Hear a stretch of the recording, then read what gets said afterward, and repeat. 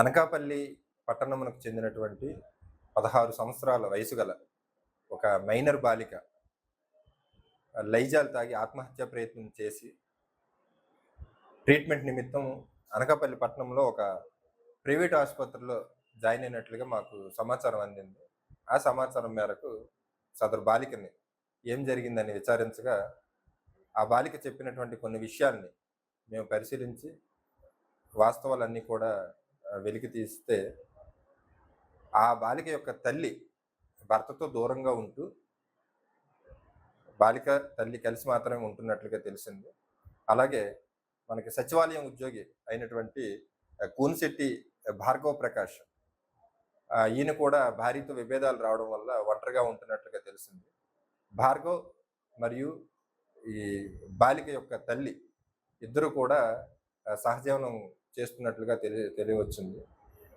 ఈ క్రమంలో బాలిక తల్లి బాలికని బలవంతంగా శారీరక కలయిక కోసం సదరు భార్గవ్ దగ్గరికి పంపించగా, బాలిక అభ్యంతరం వ్యక్తం చేసినట్లు, అయినప్పటికీ కూడా బలవంతంగా ఒక 3 సందర్భాల్లో కలిసినట్లుగా తెలిసింది. ఈ మేరకు మేము అమ్మాయి స్టేట్మెంట్ ఆధారంగా చేసుకొని ఒక పోక్సో కేసు నమోదు చేయడమైంది. తదుపరి దర్యాప్తు అంతా కూడా అనకాపల్లి డిఎస్పి గారు అయినటువంటి జిఆర్ఆర్ మోహన్ గారు దర్యాప్తు అంతా కూడా చేశారు.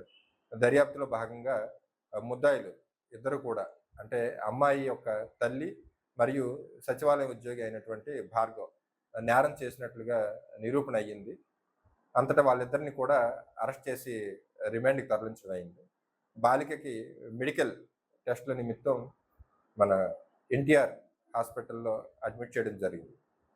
తదుపరి బాలిక యొక్క సంక్షేమం దృష్ట్యా బాలిక కోరిక మేరకు చైల్డ్ వెల్ఫేర్ కమిషన్ వారి ఆదేశముల మేరకు చర్యలు తీసుకోవడం జరుగుతుంది.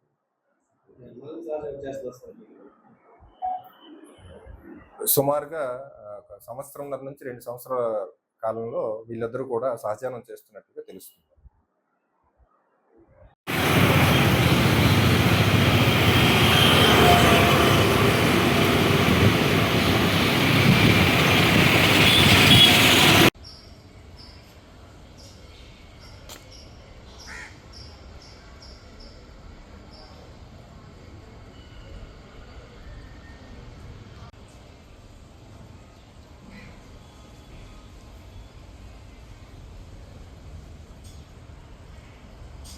Apa?